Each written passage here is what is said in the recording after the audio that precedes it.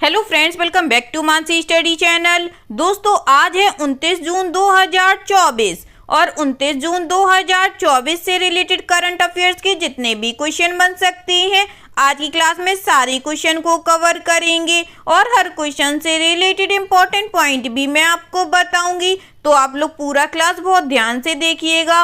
और दोस्तों, ये क्लास आपकी मॉर्निंग सुबह 7 AM पे डेली लाइव आती है। आप सभी लोग सुबह 7 बजे इस क्लास के लिए तैयार रहा करिए।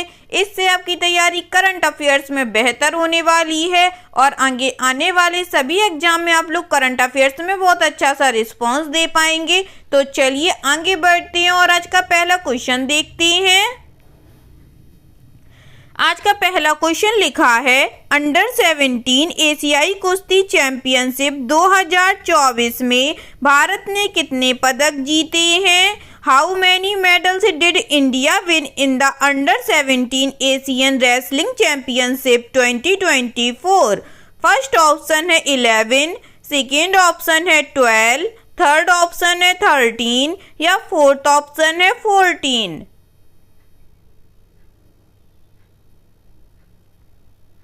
जल्दी से बताइएगा दोस्तों। अंडर 17 एशियाई कुश्ती चैंपियनशिप 2024 में भारत ने कितने पदक जीते हैं?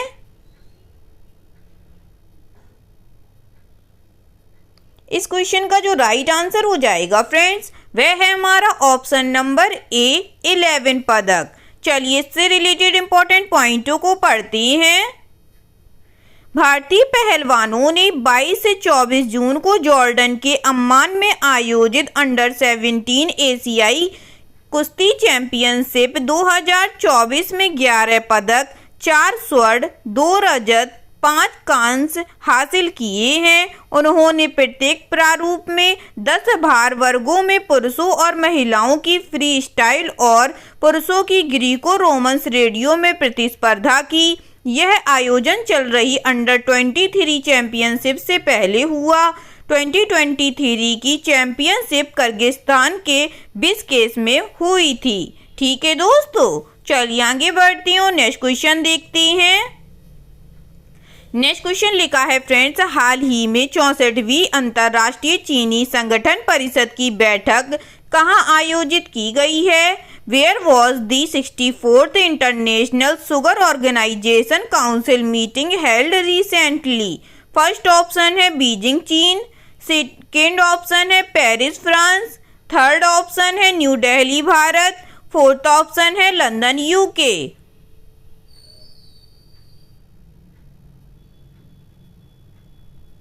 बताइएगा दोस्तों, हाल ही में 64वीं अंतर्राष्ट्रीय चीनी संगठन परिषद की बैठक कहाँ आयोजित की गई है?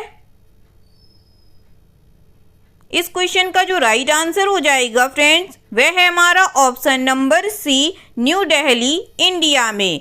चलिए इससे रिलेटेड इंपॉर्टेंट पॉइंटों को पढ़ते हैं। 64वीं अंतर्राष्ट्रीय चीनी संगठन परिषद की बैठक 25 जून 2024 को नई दिल्ली में शुरू हुई, जिसकी मेजबानी भारत कर रहा है, जो इसका वर्तमान अध्यक्ष है। 30 से ज़्यादा देशों के प्रतिनिधि 27 जून तक चीनी उद्योगों और जैव ईंधन के मुद्दों पर चर्चा करेंगे। लंदन में पिछले साल हुई बैठक में अध्यक्ष चुने गए। भारत दुनिया भर में दूसरा सबसे बड़ा चीनी उत्पादक और सबसे बड़ा उपभोक्ता है, जो वैश्विक उत्पादन में 20% और खपत में 15% योगदान देता है। ठीक है दोस्तों, चलिए आगे बढ़ती हूँ, नेक्स्ट क्वेश्चन देखते हैं। नेक्स्ट क्वेश्चन लिखा है फ्रेंड्स, हाल ही में किस मंत्रालय ने राष्ट्रीय डायरिया रोगों अभियान 2024 शुरू किया है? Which ministry has recently launched the National Stop Diarrhea Campaign 2024? First option है गृह मंत्रालय, सेकेंड ऑप्शन है स्वास्थ्य और परिवार कल्याण मंत्रालय, थर्ड ऑप्शन है महिला और बाल विकास मंत्रालय, फोर्थ ऑप्शन है कृषि मंत्रालय।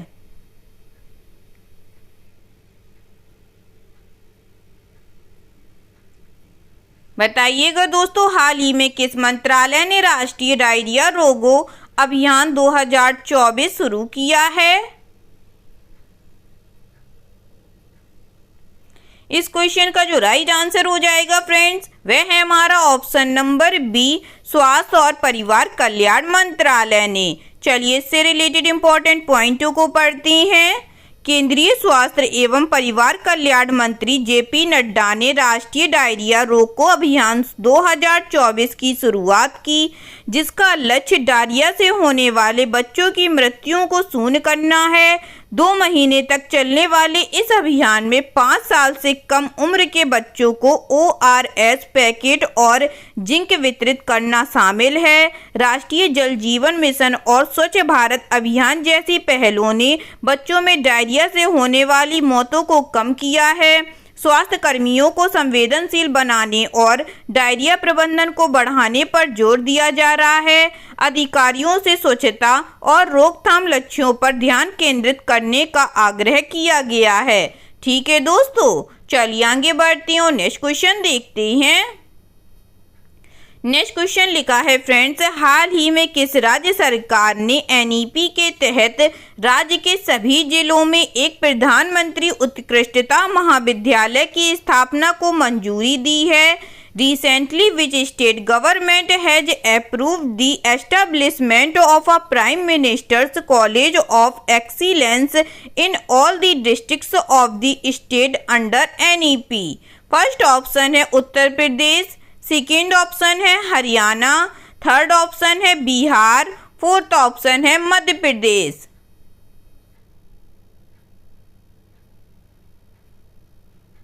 बताइएगा फ्रेंड्स, इस क्वेश्चन का राइट आंसर क्या हो जाएगा?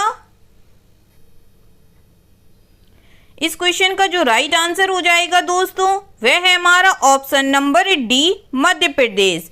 चलिए इससे रिलेटेड इंपॉर्टेंट पॉइंटों को पढ़ते हैं। मध्य प्रदेश में 1 जुलाई को सभी 55 जिलों में प्रधानमंत्री उत्कृष्टता महाविद्यालय का उद्घाटन किया जाएगा। मुख्यमंत्री डॉक्टर मोहन यादव ने नई ड्रोन नीति की घोषणा की और विमानन, कृषि और AI रोजगार अवसरों के लिए शिक्षण बढ़ाने पर जोर दिया। प्रत्येक कॉलेज में पारंपरिक भारतीय ज्ञान का केंद्र भी स्थापित किया जाएगा। पर्यावरण जागरूकता को बढ़ावा देने के लिए सभी सरकारी, गैर सरकारी और अनुदान प्राप्त कॉलेजों में शैक्षणिक उद्यान विकसित किए जाएंगे। ठीक है दोस्तों, चलिए आगे बढ़ते हैं और नेक्स्ट क्वेश्चन देखते हैं। नेक्स्ट क्वेश्चन लिखा है फ्रेंड्स, हाल ही में समाचारों में रहा खालूबार युद्ध स्मारक संग्रहालय भारत के किस क्षेत्र में स्थित है? Khalubar War Memorial Museum, which was in news recently, is located in which region of India? First option है बेंगलुरु, सेकेंड ऑप्शन है लद्दाख, थर्ड ऑप्शन है चंडीगढ़, फोर्थ ऑप्शन है न्यू दिल्ली।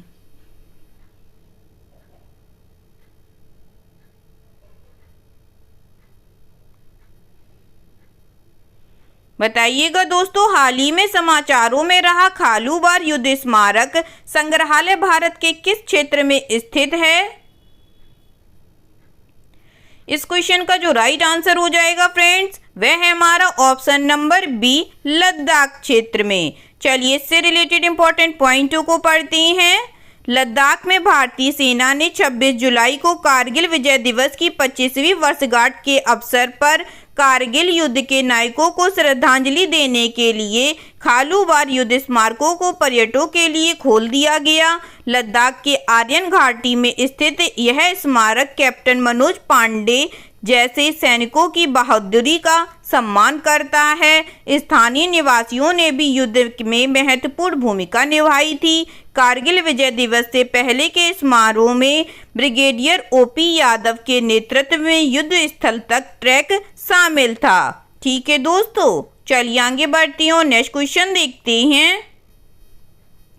नेक्स्ट क्वेश्चन लिखा है फ्रेंड्स, हाल ही में भारत ने किस देश के नागरिकों के लिए मेडिकल ई-वीजा सुविधा की घोषणा की है?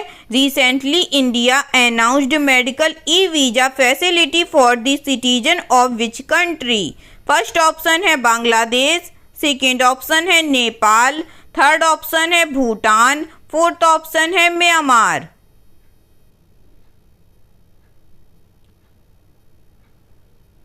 बताइएगा फ्रेंड्स, हाल ही में भारत ने किस देश के नागरिकों के लिए मेडिकल ई वीजा सुविधा की घोषणा की है?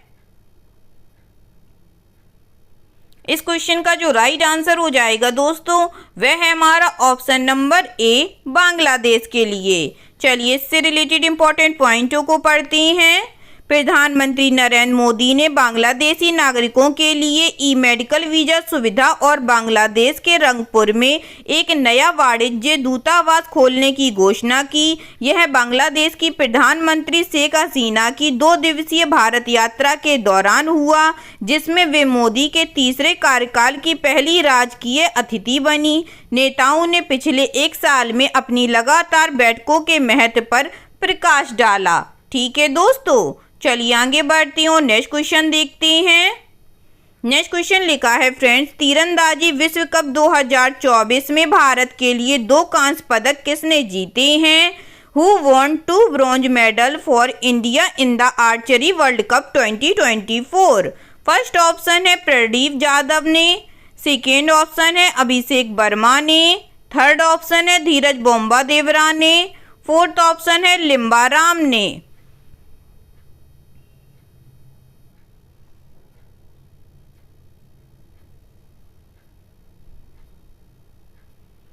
बताइएगा फ्रेंड्स, तीरंदाजी विश्व कप 2024 में भारत के लिए 2 कांस्य पदक किसने जीते हैं? इस क्वेश्चन का जो राइट आंसर हो जाएगा फ्रेंड्स, वह है हमारा ऑप्शन नंबर सी, धीरज बोम्बादेवरा ने। चलिए इस क्वेश्चन से रिलेटेड इंपॉर्टेंट पॉइंटों को पढ़ते हैं। तुर्की के अंताल्या में तीरंदाजी विश्व कप 2024 के तीसरे चरण में 22 वर्षीय धीरज बोम्बादेवरा ने रिकर्व स्पर्धाओं में 2 कांस्य पदक जीते। भारत ने कुल मिलाकर 4 पदक जीते हैं, 1 स्वर्ण, 1 रजत और 2 कांस्य। अतिथि स्वामी ज्योति सुरेखा वेन्नम और परनीत कौर की भारतीय महिला कंपाउंडर टीम ने स्वर्ण पदकों की हैट्रिक बनाई, जो इस सीजन में उनकी लगातार तीसरी जीत है। ठीक है दोस्तों, चलिए आगे बढ़ती हूँ, नेक्स्ट क्वेश्चन देखते हैं।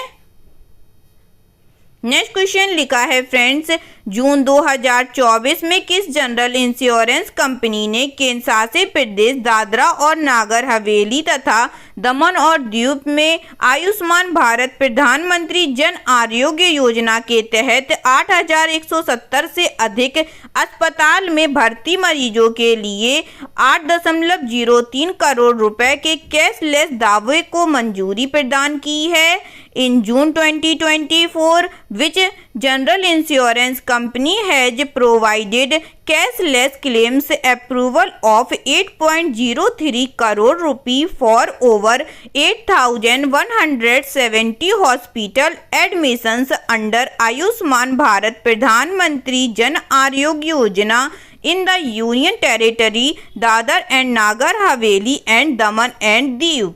फर्स्ट ऑप्शन है Bajaj Allianz general insurance, second option है Bharti AXA general insurance, third option है universal Sompo general insurance, fourth option है गो डिजिट जनरल इंश्योरेंस।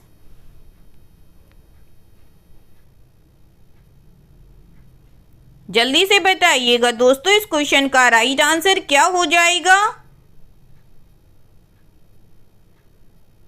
इस क्वेश्चन का जो राइट आंसर हो जाएगा फ्रेंड्स, वह है हमारा option number C, Universal Sompo General Insurance. ठीक है दोस्तों, चलिए इससे रिलेटेड इंपॉर्टेंट पॉइंटों को पढ़ते हैं।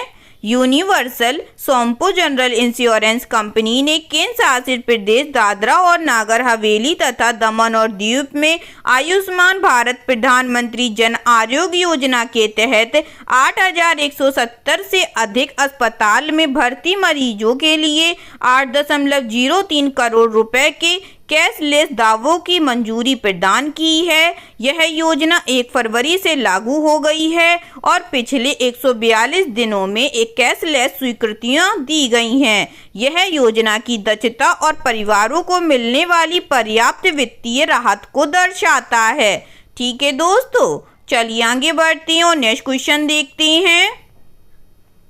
नेक्स्ट क्वेश्चन लिखा है फ्रेंड्स, अनुज त्यागी को किस जनरल इंश्योरेंस कंपनी का नया एमडी और सीईओ नियुक्त किया गया है? Anuj Tyagi has been appointed as the new MD and CEO of which general insurance company? First option है Bajaj Allianz general insurance, second option है Bharti AXA general insurance, third option है HDFC agro general insurance, fourth option है go digit general insurance.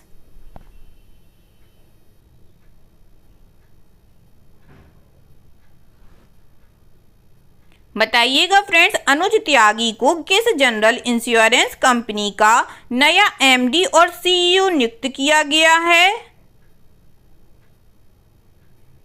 इस question का जो right answer हो जाएगा friends, वह है option number C, HDFC agro general insurance. चलिए इस क्वेश्चन से रिलेटेड इंपॉर्टेंट पॉइंटों को पढ़ते हैं। अनुज त्यागी को एचडीएफसी एग्रो जनरल इंश्योरेंस का नया प्रबंध निर्देशक और मुख्य कार्यकारी अधिकारी नियुक्त किया गया है। त्यागी 1 जुलाई से रितेश कुमार का स्थान लेंगे। त्यागी 2008 से कंपनी के साथ जुड़े हुए हैं और अपने कार्यकाल के दौरान उन्होंने कई महत्वपूर्ण पद संभाले हैं। अप्रैल 2023 में उन्हें संयुक्त प्रबंध निर्देशक के पद पर पदोन्नत किया गया। ठीक है दोस्तों, चलिए आगे बढ़ते हैं और आज का लास्ट क्वेश्चन देखते हैं। आज का लास्ट क्वेश्चन लिखा है फ्रेंड्स, उत्तर प्रदेश सरकार राज्य के किस शहर में एशियाई राजा गिद्धों या लाल सिर वाले गिद्धों के लिए दुनिया का पहला संरक्षण एवं प्रजनन केंद्र स्थापित करेगी? The Uttar Pradesh government will establish the world's first conservation and breeding centre for Asian king vultures और red headed vultures in the city of state. First option है देवरिया, सेकेंड ऑप्शन है महोबा, थर्ड ऑप्शन है वाराणसी, फोर्थ ऑप्शन है महाराजगंज।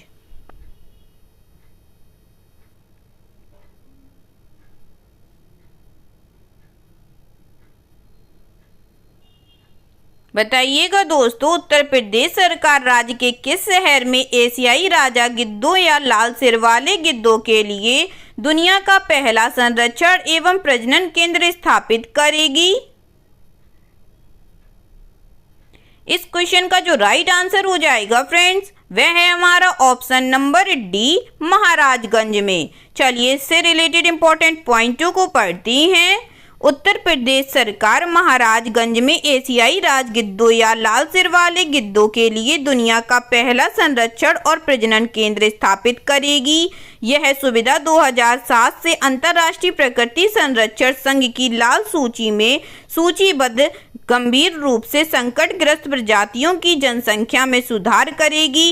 इस केंद्र का नाम जटायु संरक्षण एवं प्रजनन केंद्र रखा गया है। इस केंद्र का उद्देश्य बढ़ते गिद्धों के अच्छे स्वास्थ्य को सुनिश्चित करना और उन्हें एक जोड़ा प्रदान करना है। जब मादा गिद्ध अंडा देती है तो जोड़े को उनके प्राकृतिक वातावरण में स्वतंत्र छोड़ दिया जाता है। ठीक है दोस्तों, आई होप आज के सभी क्वेश्चन आप लोगों को बहुत अच्छे लगे होंगे फ्रेंड्स, और सभी क्वेश्चन से रिलेटेड इंपॉर्टेंट पॉइंट के नोट्स भी आप लोगों को बहुत अच्छे से समझ में आए होंगे।